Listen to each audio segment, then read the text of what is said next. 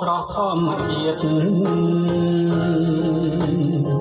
គ្មានការមួយទៀតហើយល្អស្មើបានភូមិអូដំបងលះរូបលះប្រាណខុសពីក្តីស្មាននៃអ្នកក្រុងក្រៃអូដំបងស្គាល់ម្ដងសូមស្គាល់ទៀតបងស្លាប់សួរញាត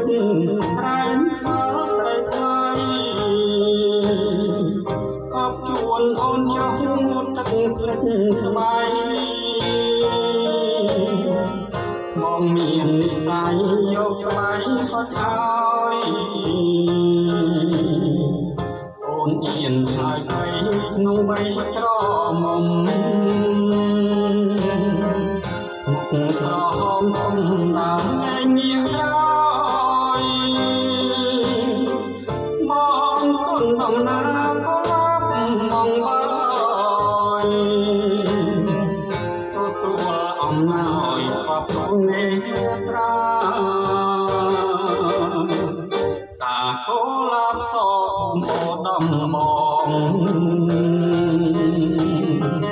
រៀមចំចំណងគ្មានអ្វីដល់សាអស្ទឹងសង្ការជួយថែស្នេហាហើយចិត្តមេត្តាចំពោះបងផង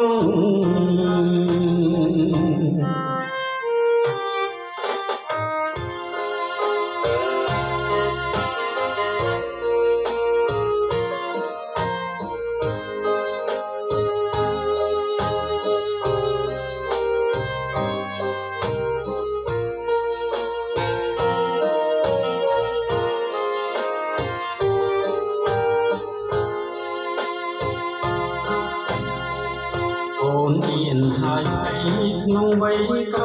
មុំមុខក្រហមទុំដើមលែងងាកក្រោយបងគុណដំណើរក៏ឡាប់បងបើ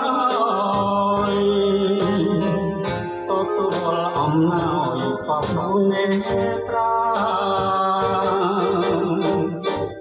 កូឡាប់សពអូដំបង